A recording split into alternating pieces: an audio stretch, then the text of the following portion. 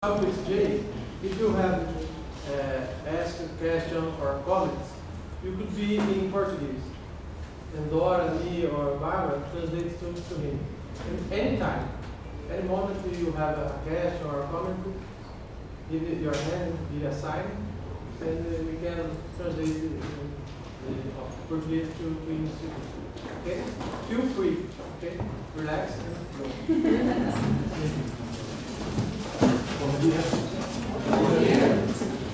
Also, feel free to try your English. And because yesterday, Raphael came up after class and asked me a question, and we had a conversation. And at the end of the conversation, he apologized for his English when his English was almost perfect. So it was very good, and I'm very accustomed to talking with people who don't speak English as their native language, and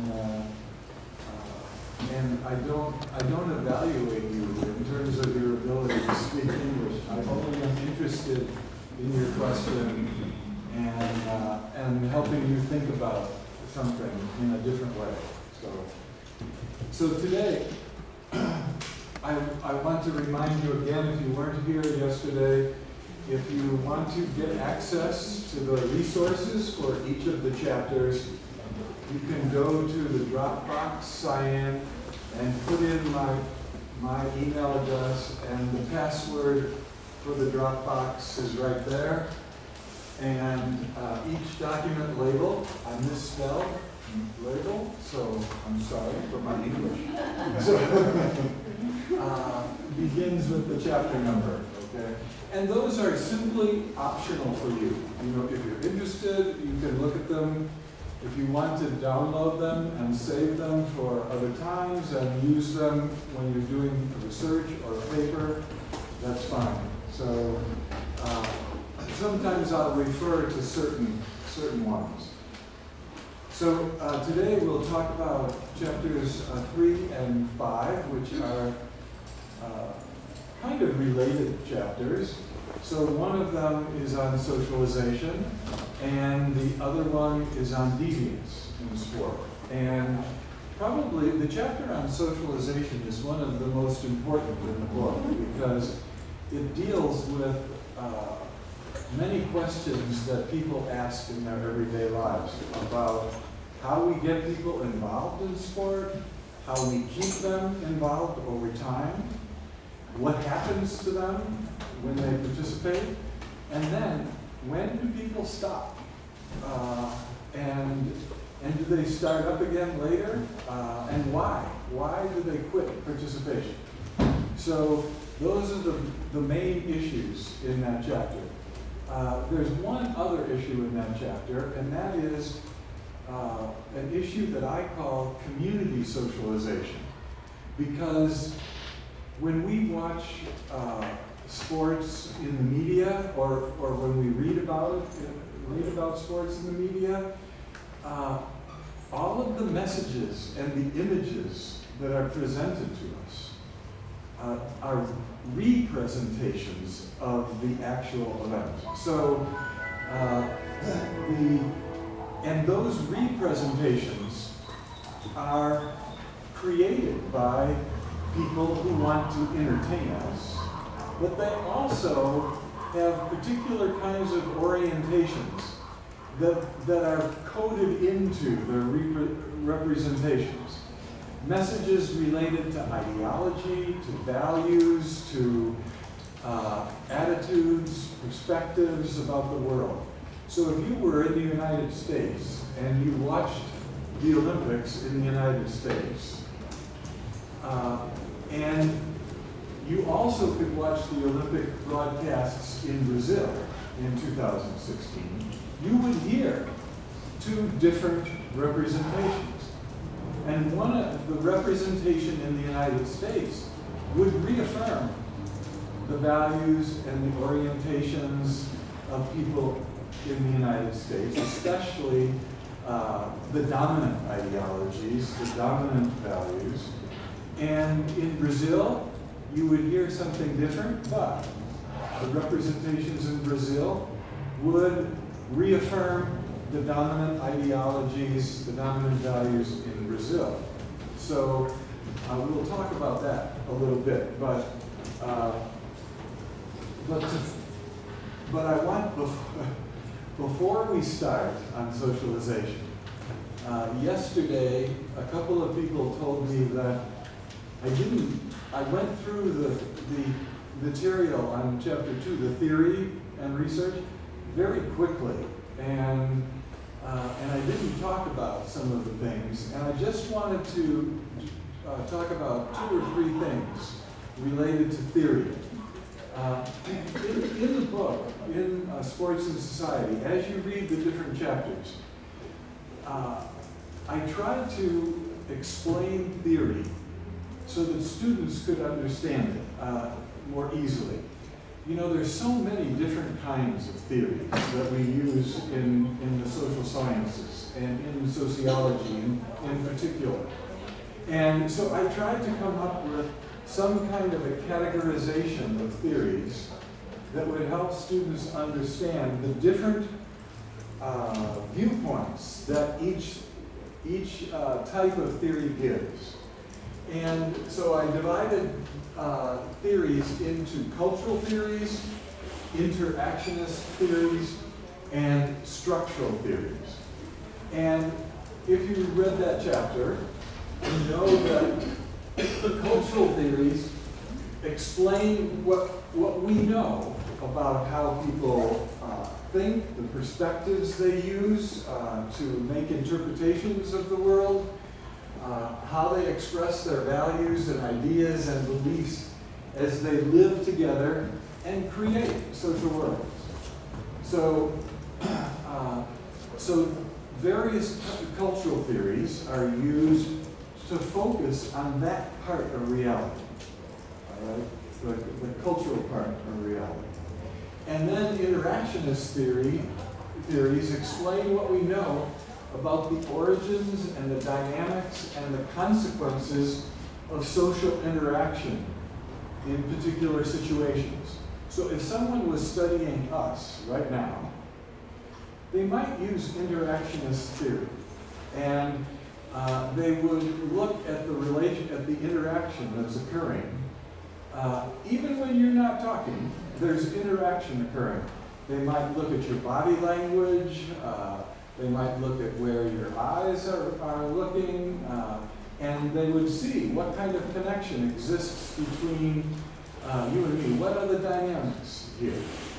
And they would try to explain those dynamics.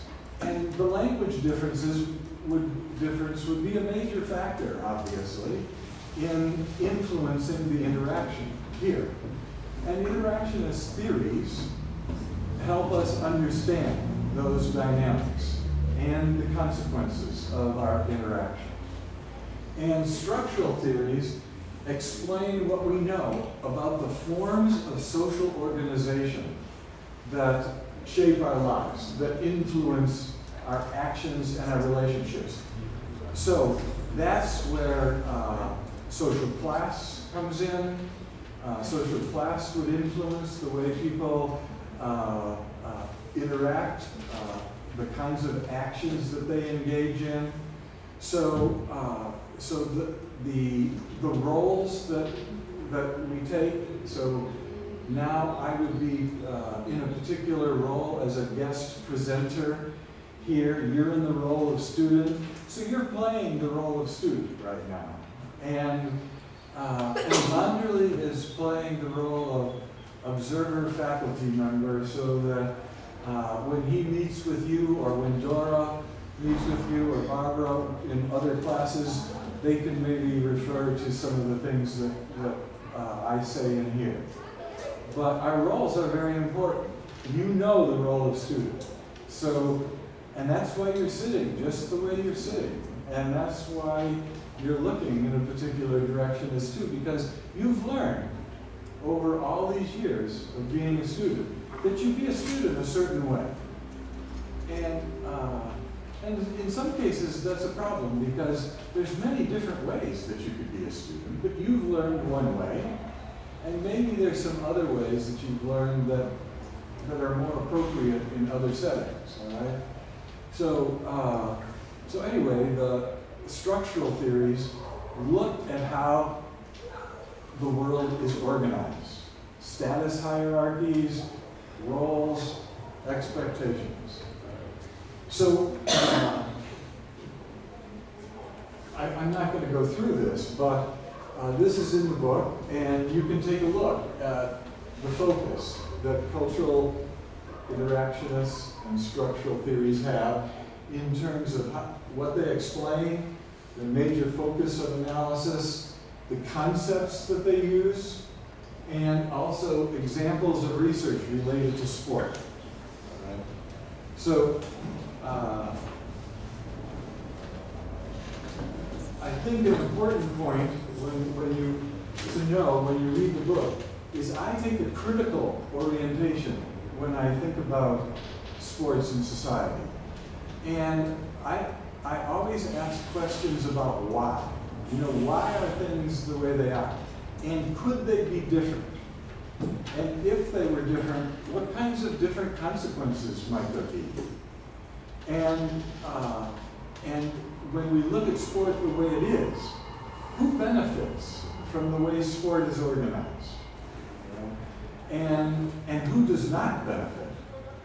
So, for example, we know that, and we'll talk about this tomorrow, we know that sports have emerged out of the values and the experiences of men. And generally, it's been men who are interested in conquest, in overcoming obstacles or other countries or other people in their own country. And so sport has been created by men who view the world in a particular way. So when women have wanted to get into sport, many of them have felt uncomfortable because they're entering a world that's been created by and for men. And that's why teenage girls drop out of sports at a much higher rate than boys, because they don't feel as comfortable in sport cultures and sport structures as boys do. So one of the big issues, if we want more women to become involved, we have to start thinking about changing sports in ways that reflect the values and the everyday experiences and the orientations of women. So it's unfair to say, if you want to play sports, you do it the way I do. All right? So what we have to think is, if we want women to play more sports, we have to organize sports in ways that reflect the way women view the world. And I'm not saying women automatically view the world in a way that's different than men, but because of the way gender has been defined in our cultures, women and men do look, on average, look at the world in different ways. So basically, when we use a critical approach, it makes us aware that the production and the distribution and the application of knowledge is not a completely objective process. So, in other words, when we use a critical approach, we assume that the values and the orientations of the people who do the research and ask the research questions influence the kinds of knowledge that we have. I mean, that's just, in a way, as Dora just said, it's something that's right under our nose, and we don't recognize that. We're taught that science is objective, and that science doesn't depend on culture or the perspectives of the researcher or the funders, but that's not true. You know, the people who fund research want certain questions asked. That's not objective, that's subjective. And when they want certain questions asked, the research has to be done in a certain way. That's not objective, that's subjective. So we have to, as researchers, we have to be self-reflective and think critically about how we think and about the knowledge that's been created in our disciplines. I don't care if it's biology or sociology. Even biology has a subjective element to it. Although the biologists would say, no. They would say, we are real scientists, and we are really objective. It's all of you social scientists that are soft and subjective. In fact, we call you the soft sciences, and we in chemistry and biology, we're the hard sciences because we're objective. Well, I take issue with that and say that the questions that biologists have asked over the years, even, I'll give you an example, even the conception of the body, how the relationships between internal organs and how the body works. If you look over time, those kinds of orientations or perspectives have changed. And there's different ways to look at the body. The body is looked at differently in Asian cultures than it is in so-called Western cultures. So, so that means that biology has a subject, even related to the body, has a subjective element to it, a cultural element. So, so we have to be critical about all the research that we look at, and understand that when we talk about sports, knowledge about sports is created in certain ways, and it can be applied in many different ways. And this is, and for many different purposes. So, for example, there is research that shows that if a coach wants to control players very completely and have players be willing to sacrifice their bodies for the game, for winning, for the team, that the best way to do that is to keep all of those players at the level of maturity of about a 14-year-old, okay? A first-year high school student. And if you can do that, they will depend on you for feedback, just like adolescents depend upon parents, for example, for feedback about, and for permission to do this and to do that. And so we know that that's an effective way to control young men or young women. But that may not be the most humane way. It may not be the best way in terms of trying to help those individuals develop as human beings, but it's the best way to get them to win. And so for example, some coaches could use that information to control and to undermine the development of their athletes. And some coaches do that. Other coaches would say, wait a minute, there's other research that says that there's other forms of leadership that can also be effective, and I'm going to choose to use another form. So, so basically, we can apply knowledge in different ways, depending on what our purposes are, what our own values are. And that's very frustrating to a researcher, because when I do research and I publish an article in a journal, and I see a policymaker take that article and use it for a purpose that's contrary to what I intended that article to be used for, that's a problem for me. And that's why when we do research, we have to be very careful when we write up our conclusions to make sure that we let people know that that this research should probably be applied in a particular way, and try to discourage people from applying it in a way that's exploitive,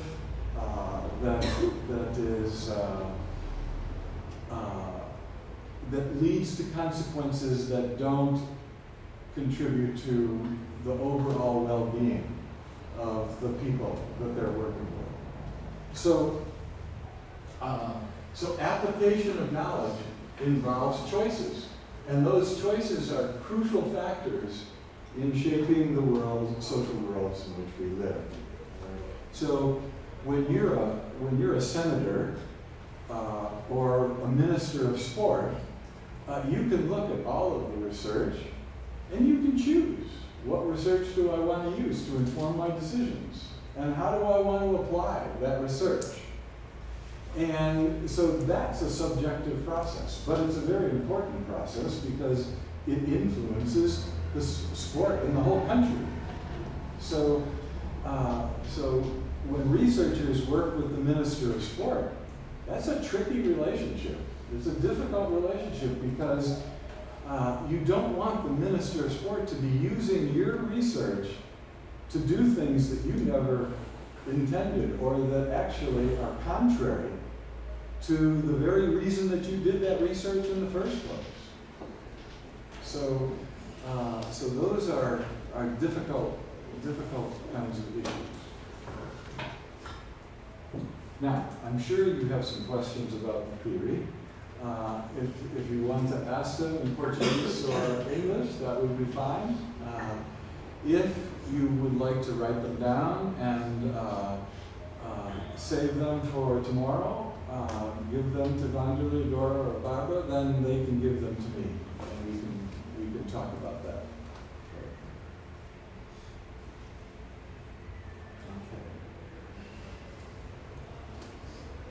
So we'll talk a little bit about who plays and what happens. Okay, the big issue in that chapter, in chapter 3, did we move too fast past theory? Well,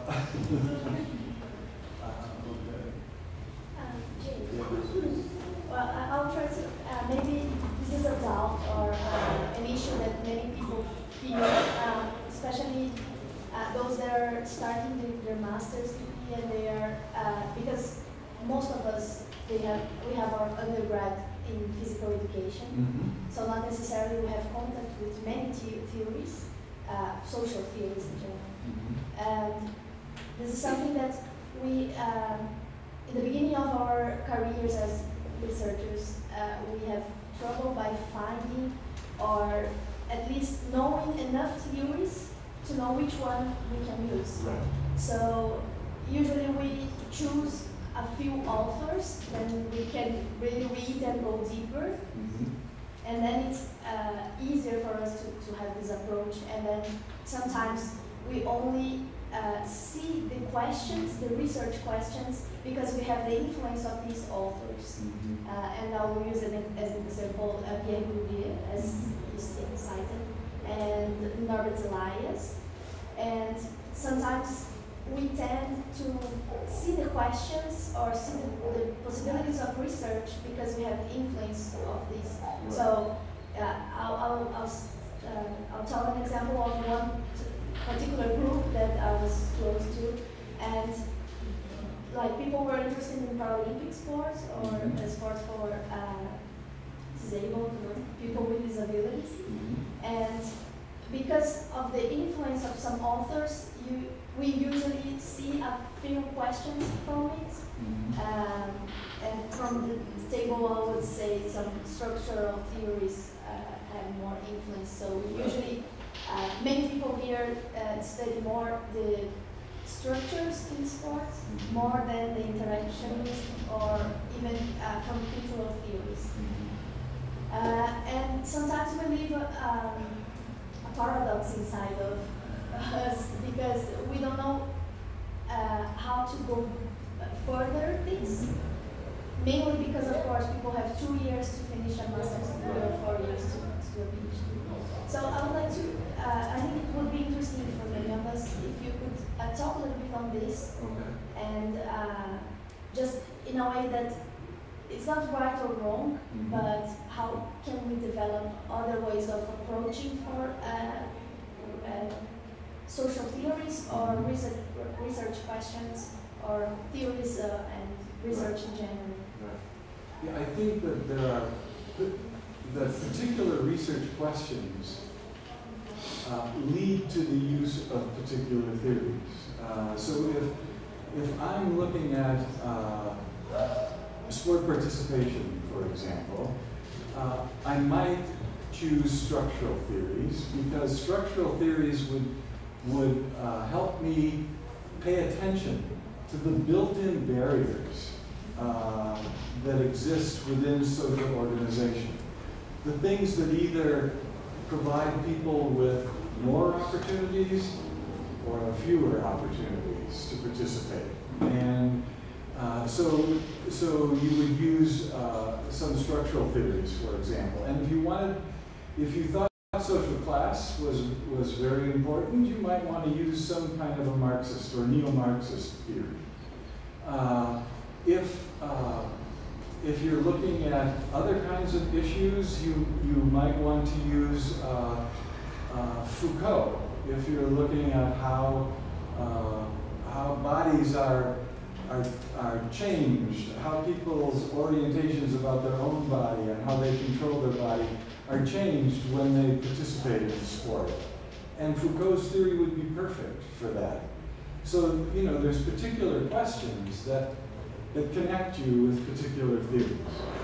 And when you're doing a thesis or a dissertation, you generally use one theory, and to show your committee that you can dig deep into a theory and understand all of its application, all of its implications, and that you can apply it to help you understand your research question.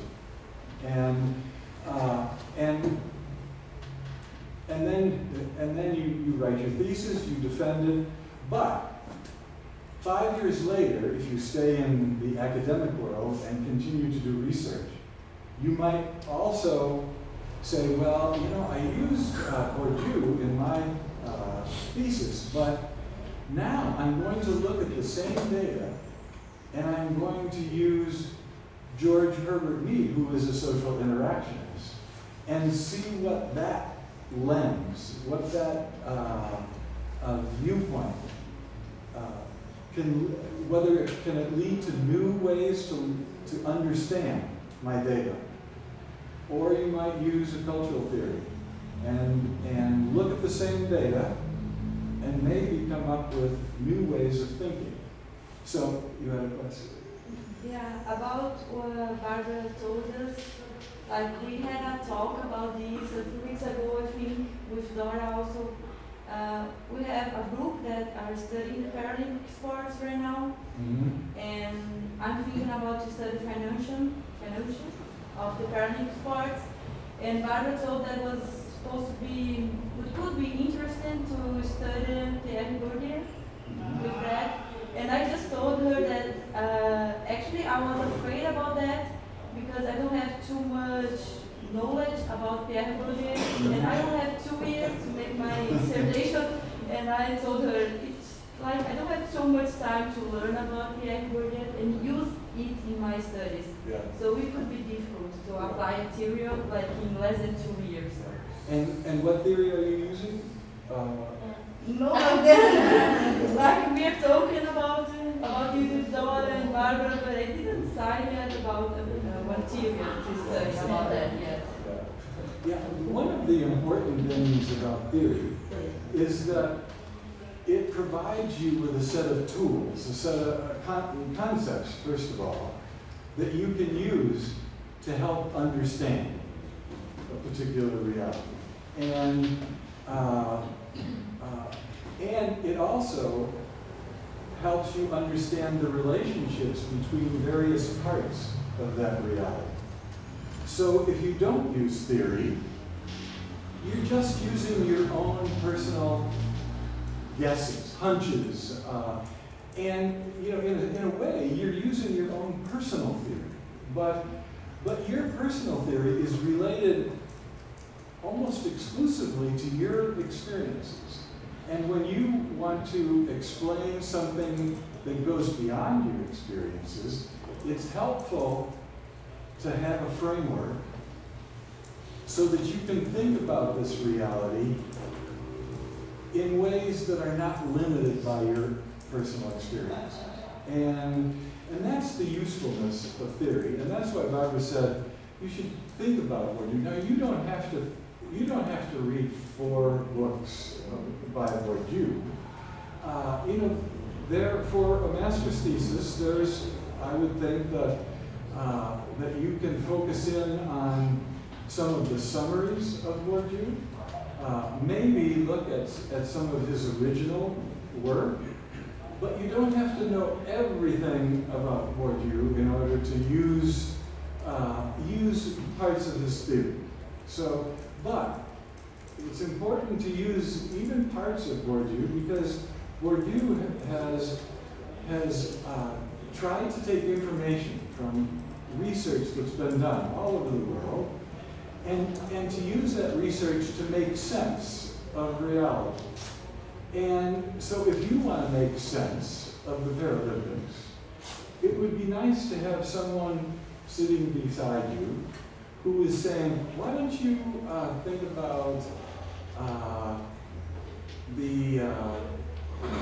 we'll talk about this on Wednesday. Why don't you think about what's happening when a person with a disability is in a group like this? You know, what are the factors that affect the relationships? And you know, what kind of habitus, for example, does someone with a disability develop over time? And what are the factors that contribute to that habitus? Now, you know, habitus is not something that we just know about. You know, habitus is something that is a concept that Bourdieu developed to help us understand all of the factors that influence people's lives in particular situations. So habitus is a nice concept to use to try to understand what goes on in the lives of people with disabilities and in their relationships. So the concept of field would be important because that kind of limits the context within which you're viewing reality. So it's helpful to have those concepts. I know when I first started doing research, I had the same issues as you did. You know, I thought, I'm just going to go talk to people, I'm going to write my research.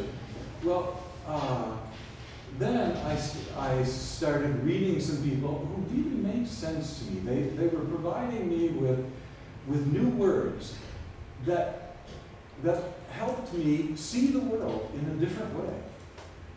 And I'll just give you some simple examples. I liked interactionist theories at first, and structural theories, but the interactionist theories helped me understand that the concept of self is very important in understanding how people interact with each other. The concept of taking the role of the other, you know, putting yourself in the position of another person. And then putting yourself in the position of a number of other people all at once is called the generalized other by George Herbert Mead. So just those 3 concepts helped me understand what was going on in youth sports. And I gave you that example yesterday where I said that 8, 9, 10-year-olds cannot fully understand complex competitive team sports because they have not learned to put themselves in the roles of many people simultaneously at the same time. They have not developed a generalized other. And let me give you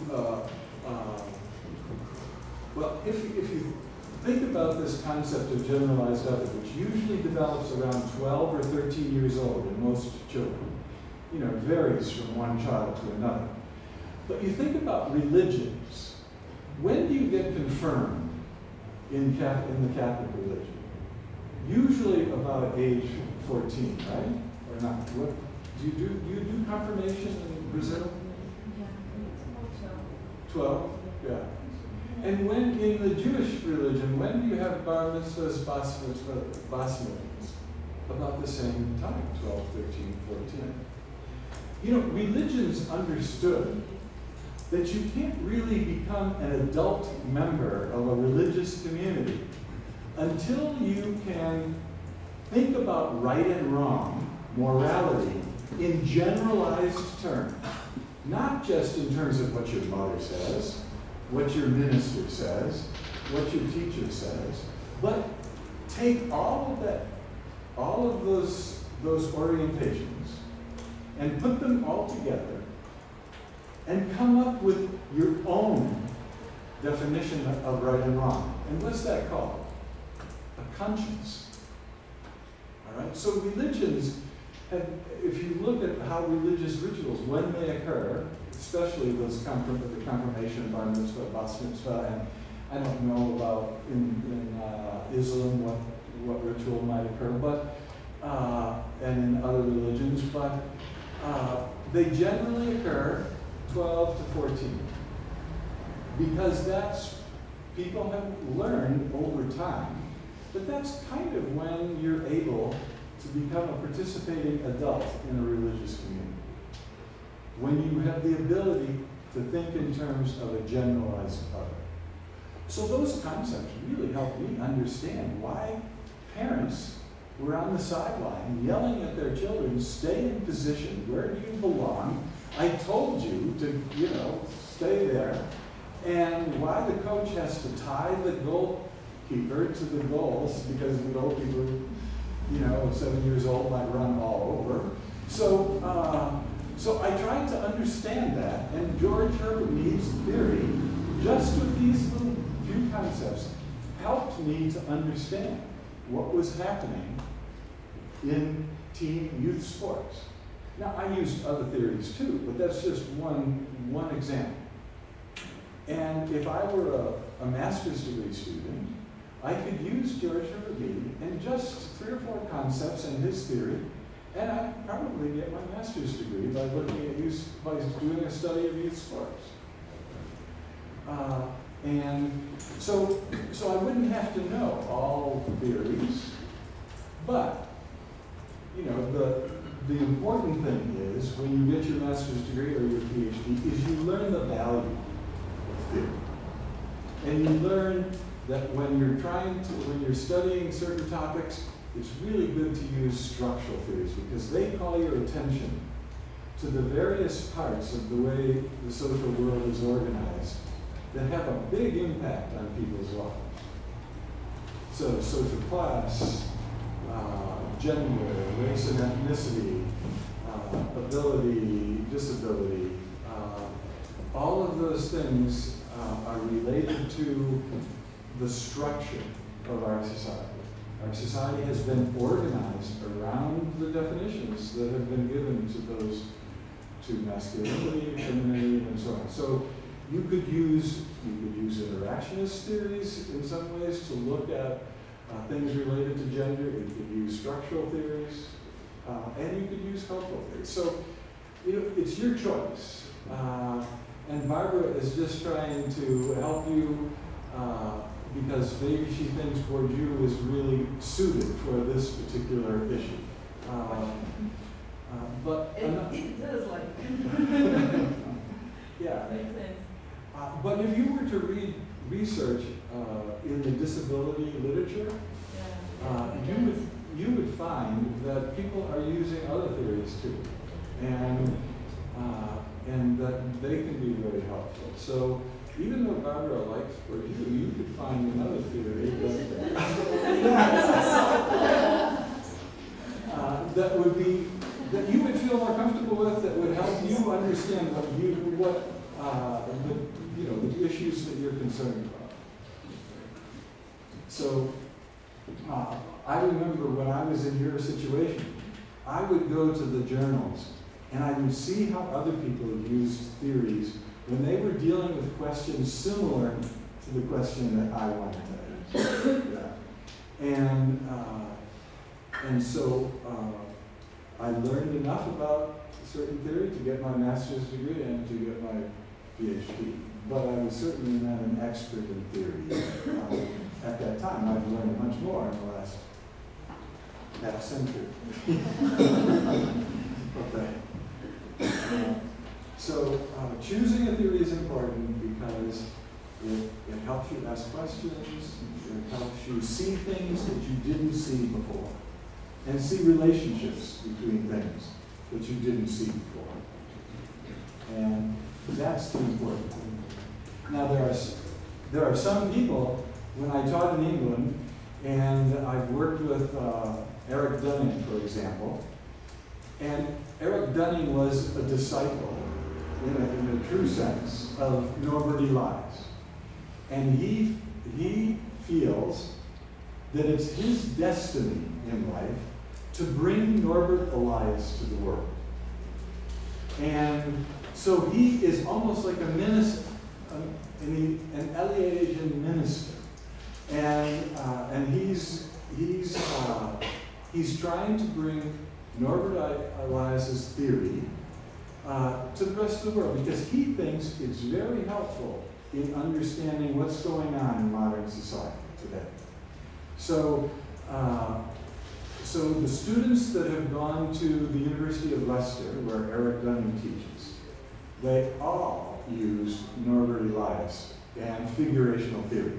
Everyone for their, so Joe McGuire, a good friend of mine, he used figurational theory. But Joe McGuire has changed figurational theory because he's studied other theories, and that's helped him expand figurational theory in ways that helps him understand more about sport in the world. And Elizabeth Height, who I've worked with, was a student of Joe McGuire. And so she has expanded a little bit more than McGuire has, and has added combined figurational theory with other theories as she studied aging and sport and disability issues and sport. So when you read chapter 10, that chapter was written by Elizabeth and me together, and she was using 3 or 4 different theoretical frameworks to think about aging and involvement in physical activity and disability.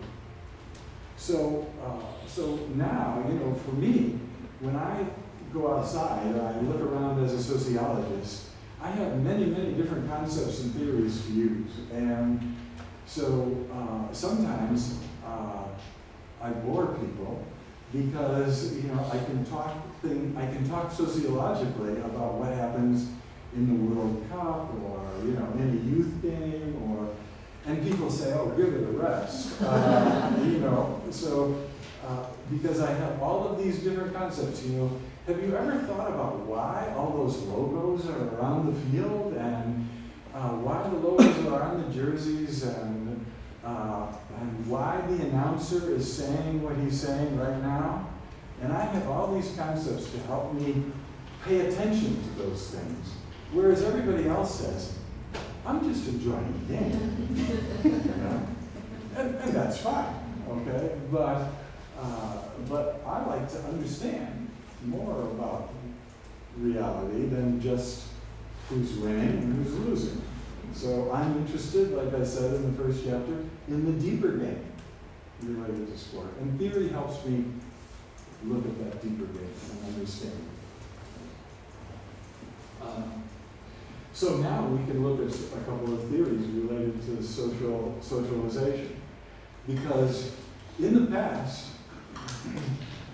when I started reading the literature way back, 1950s, 1960s, before your parents were born. The people who studied socialization used what was called a personal internalization model. In other words, and this came right out of structural functional theory, all right, which is a structural theory. And what those theorists said was that when a child is born, that child is born into a family and eventually becomes a part of a peer group and eventually becomes part of education, becomes a part of religion, you know, all of the formal institutions in society. And the significant people, the significant others in each of those institutional spheres, like parents and siblings, like teachers in education, like ministers in religion, like coaches in sport, they all transmit values and orientations, ideas about right and wrong, to this blank slate of a person. And so over time, this person internalizes this external culture, all right? And all parts of it. So people would study how significant others influenced the decisions that a child would make. But they saw socialization as a one-way process. It was from the external social environment to the person, and that external social environment shaped the person. All right? One-way process. So, therefore, social learning, which is the result of socialization, social learning occurs as people internalize the rules of society as they're influenced by family, friends, teachers, coaches, media, so on. So all the studies that were done in the 50s and 60s, for the most part, used that theoretical approach. But then people started to think, wait a minute, people are not just passive receivers in the socialization process, they're actually an active part of the socialization process.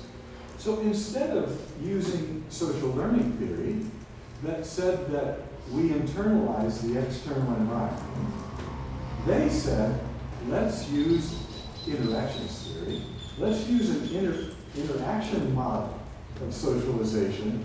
So we look at the relationships between the person who is experiencing socialization and the rest of the world. Because that person is making choices along the way.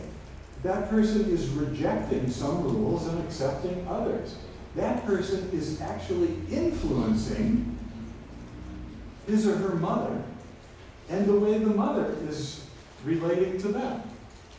So any of you who are parents, or any of you who are children, so you know that you influence how your parents acted.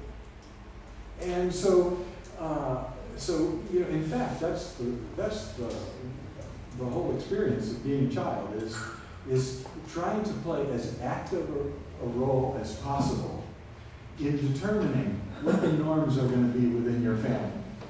Now, parents have power, all right, so you've got to listen to them. They've got all the resources. But over time, you're an active agent in this process. You're active in your relationship with your parents, and you try to get them to change the rules or make qualifications to those rules. And so you play an active part in your socialization process. And so the social interaction model differs from the personal internalization model. So people started using interactionist theories to study socialization. And whoops. So if you look at the definition that I used in that chapter, you see that socialization is an active process of learning and social development. It's not a passive process, and it occurs as we interact with others and experience mutual influence. So, and as we become familiar with the social worlds in which we live. And this is the difficult part to understand, as we synthesize, all right, as we kind of take all of our experience and try to make sense of it, and then apply what we've learned, and determine what's useful, what isn't so useful, and then use those determinations to make decisions and to take action. Right? So this is a complicated process. This isn't just a process of learning what the rules are and following them or not. It's a process where we actually are the key factor in the socialization process. So, that leads us to look at socialization in a very different way. And that is the model that's used today. So,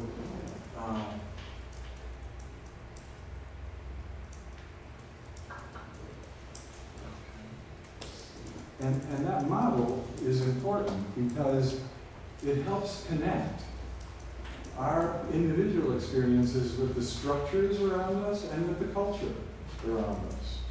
And but we all emphasize different parts of the culture in our lives. You know, I can talk to another person from the United States and we're very different, even though we've grown up in the same culture. I can talk to my sisters and my brother when he was alive.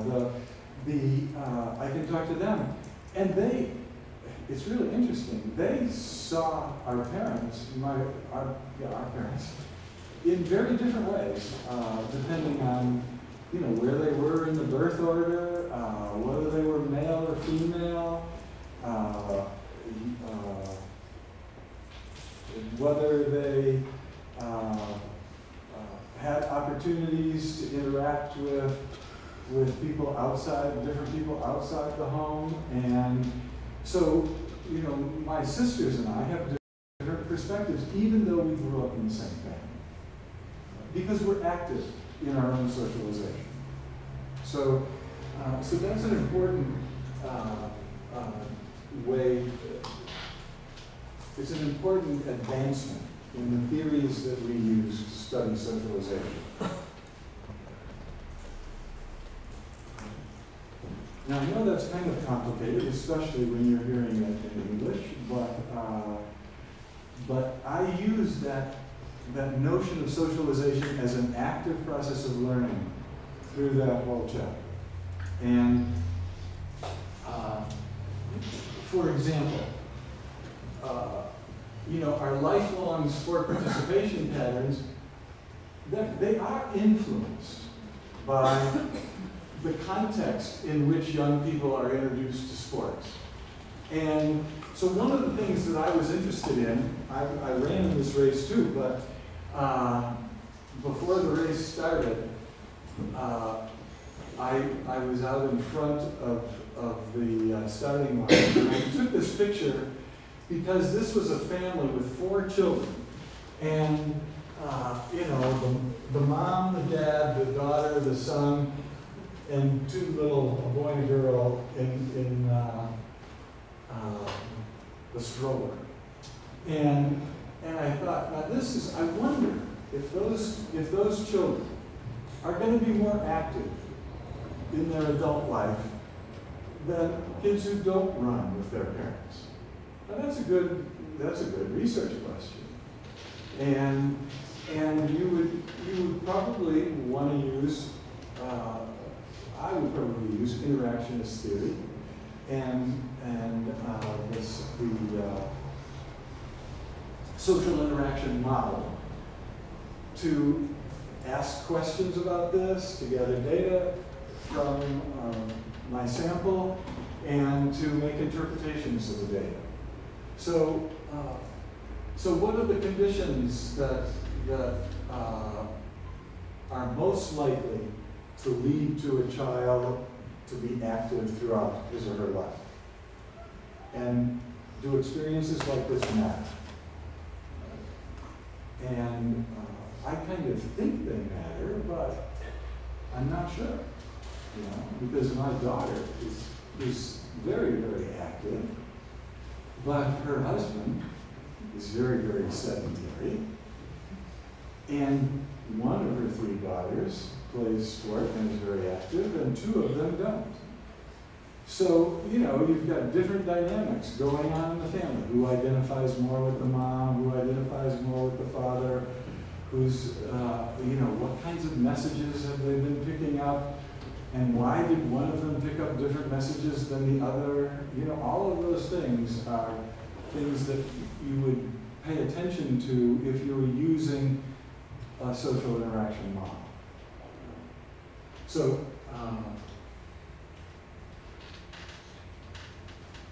so the big questions that people are really concerned about related to sport and socialization is how do people become to stay involved in sport? And the old literature, the old personal internalization literature said that it depends on these 3 factors: person's abilities, characteristics, and resources, the influence of significant others, and the availability of opportunities. Well, that makes sense, right? It's not that they were wrong on everything.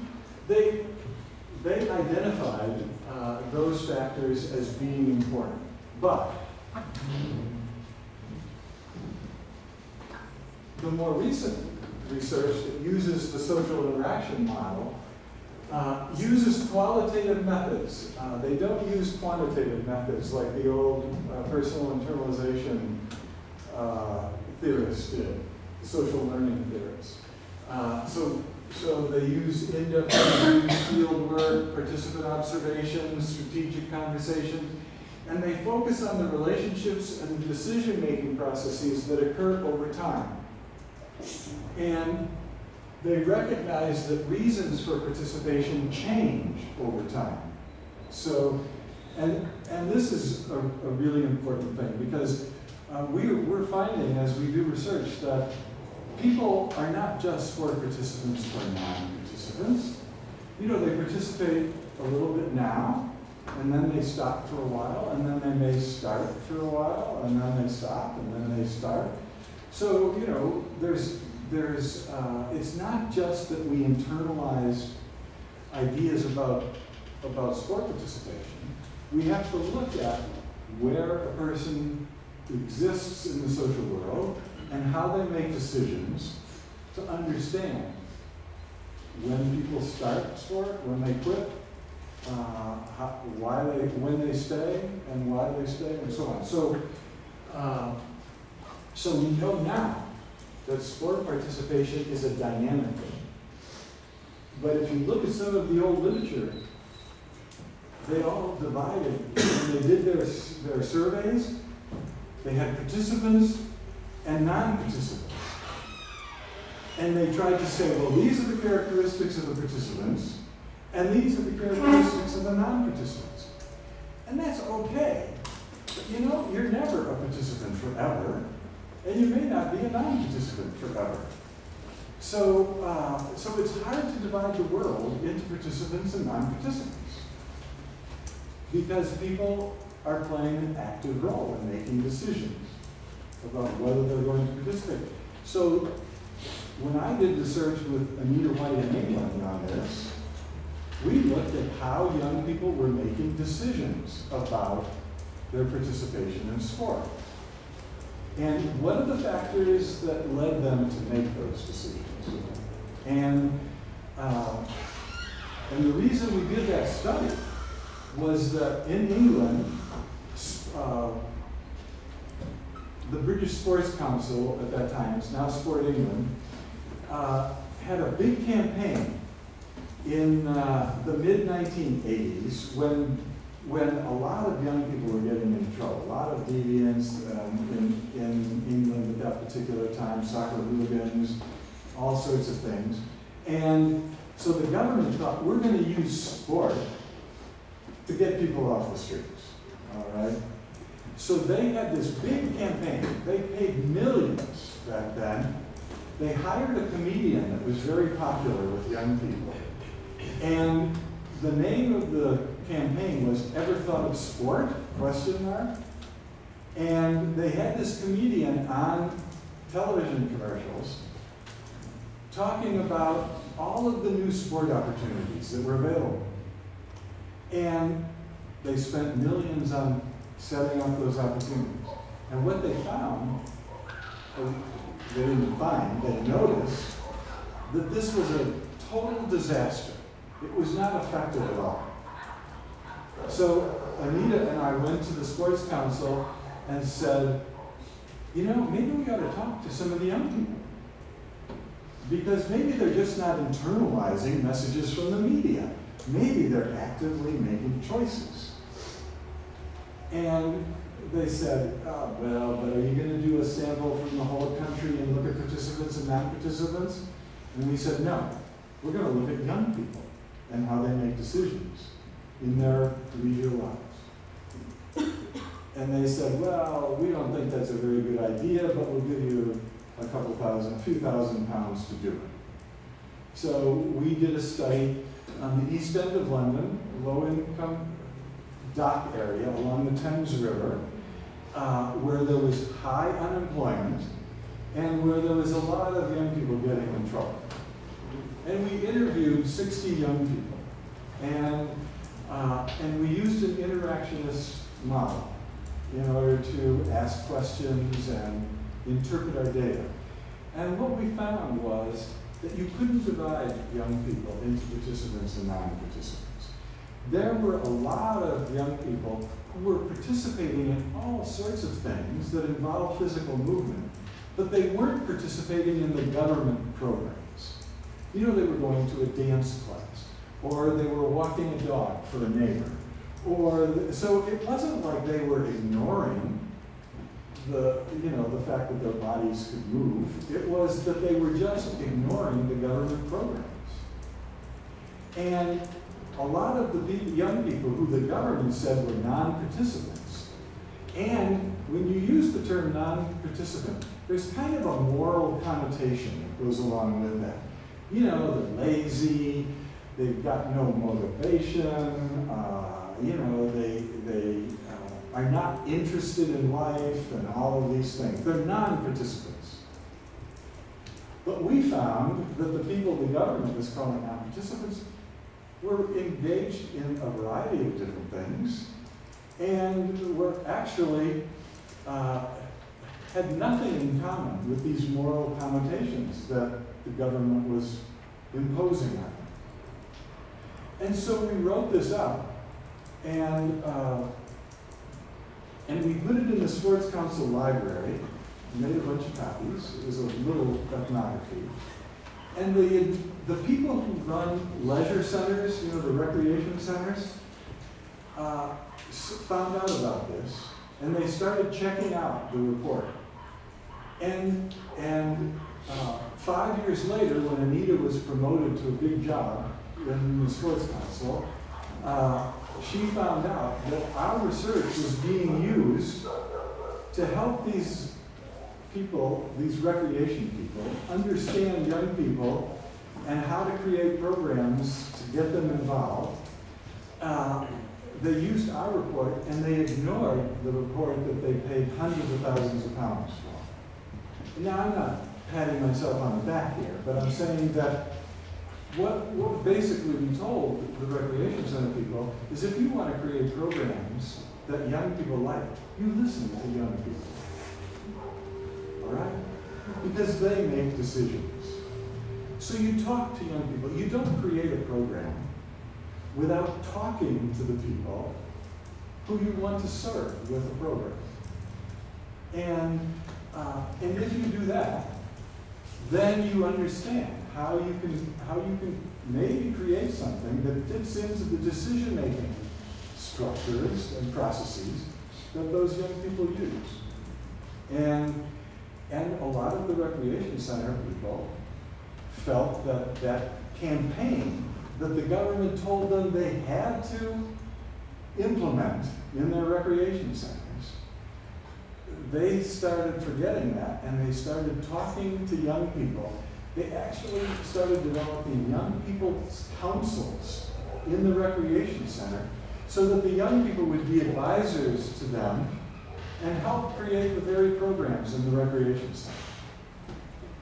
And those were some of the recommendations that we made in our report. So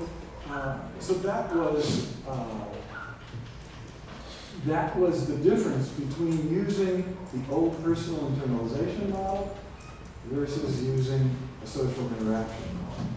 Okay? And one of the things that we told recreation people was, in our recommendations, was a lot of kids will quit, not because they don't like the program, not because they don't like you, but because their mother's sick, or because they have to take care of a younger brother or sister. Or, so then, if you talk to young people, you create a child care center area within your recreation center so that people can bring their younger sibling, and then 2 or 3 of the participants will watch the younger siblings for a while, and then 2 or 3 others will trade up. And in that neighborhood that we were studying, that was very helpful, because those people there, the young people, they were short of resources, and there were all sorts of factors impinging on their lives, structural factors.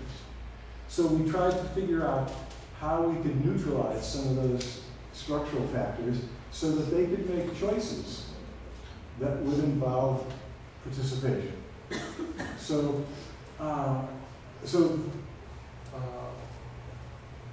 the theories helped us understand why young people participate or not participate, or avoid participation. And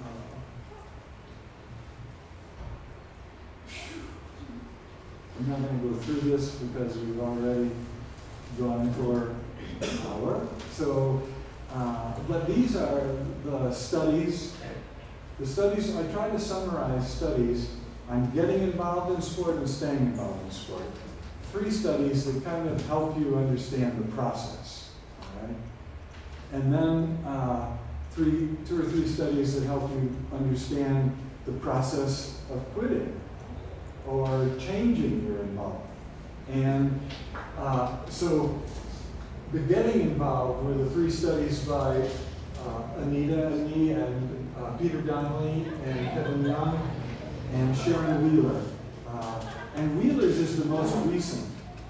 And it's a really interesting study. I wonder, when you look at the little summary that I have, I wonder if it's applicable to Brazil. Because it was done in England. And she found that the family context is really crucial in terms of making possible sport participation among young people. And it's really applicable in England now, because England is becoming more and more a neoliberal society, where there are fewer and fewer government-supported programs, there's more privatized programs that cost money. And so now, instead of being able to go to a local program funded by the government in a local park, like I did when I was 10 years old.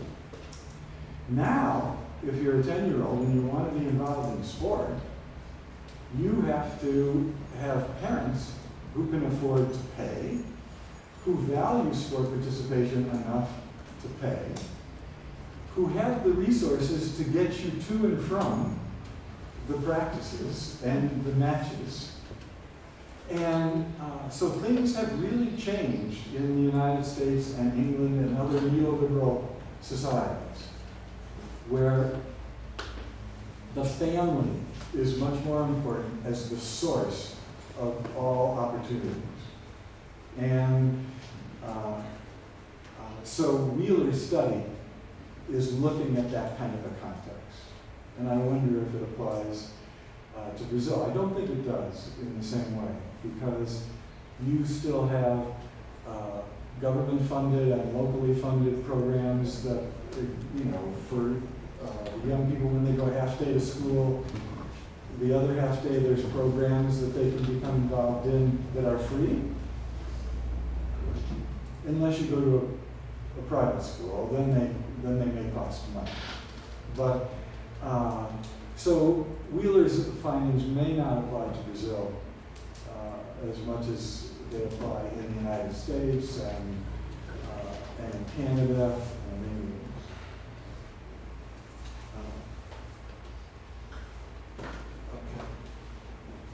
Let me get off on something related to Chapter 3. A really good source for understanding Chapter 3 is this report. It is thick. Nike did this, and you will never, the only time you see Nike is right here on the back. They didn't want this to be branded, no big swoosh on the cover, but it's called Design to Move. And the first page asks an interesting question, or makes an interesting statement. The world has stopped moving. In every country around the world, almost every country, people are becoming increasingly sedentary. And that's because of changes in work, changes in transportation, changes in communications technologies, changes in all sorts of things. So, so the kinds of movement that people engaged in the past are no longer happening. And because of that, people are gaining more and more weight, and in some cases, and I don't want to equate weight with all sorts of negative things automatically, but in addition to gaining weight, people have more weight-related and lifestyle-related diseases that are costing countries massive amounts of money in terms of their healthcare systems. And for example, in the United States, 35% of the children between 6 and 12 are classified by a BMI index as obese. 35%. Those are future diabetics. Those are future heart problems. Those are future all sorts of problems. And we already spend 3 times more than any other country on our health system. So, so people are really worried because children in the United States, even though sport is more popular than it has ever been in American history, children are more sedentary than ever. So, and they're more obese than ever. And after a break, I'm going to show you some slides of the United States. It has each state, and it's a color-coded slide that the Center for Disease Control has created with data over the years. And I can go back, I think, to 1980 or 70 and go all the way to 2008 and show you the rising obesity just by flipping through the slides real quickly. And anybody who I've shown that to said, oh man, we have a problem. You know, and so Nike said, well, wait a minute, our bodies are designed to move. So how do we get them moving? And this is the report. And I put it online, so it's pretty big. So you can take a look at it. And if any of you would like to borrow this hard copy between now and next Wednesday and pass it around, that would be... it's on the internet, yeah, in the Dropbox. Oh, and you can get it online. Yeah, so if you just Google, do a search for Design to Move, you'll find it. It's a physical activity action agenda.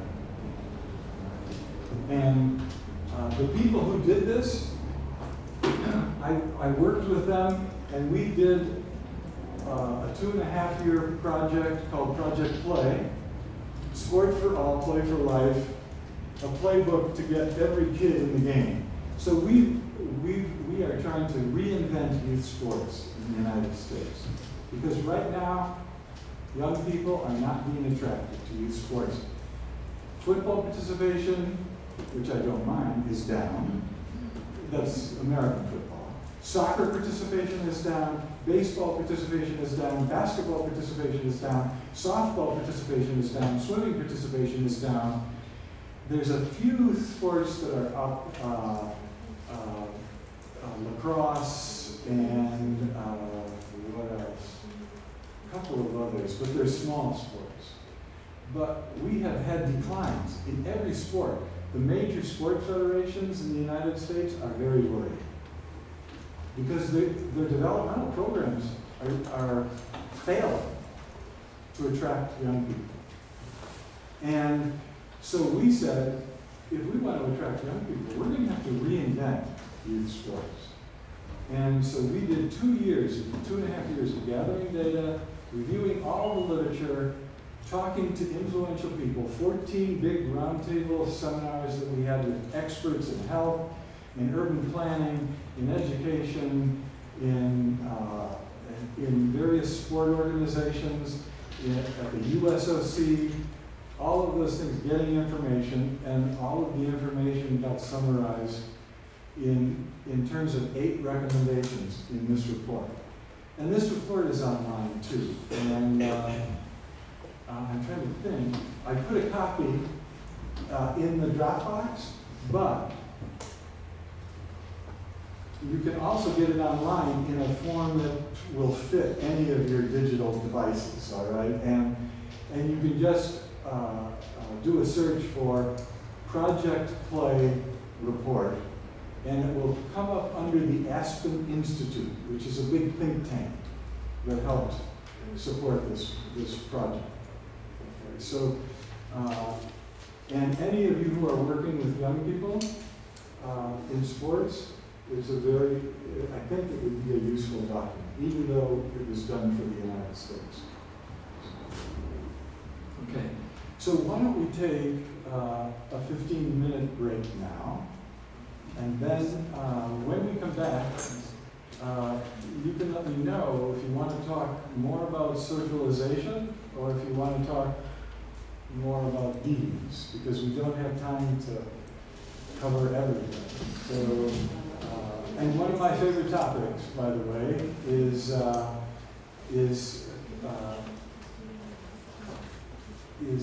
the use of performance-enhancing substances in sport, and you know how that's dealt with in terms of DVs. So we can talk about that if you want, but we can talk about other things. Okay, so let's take 15 minutes now.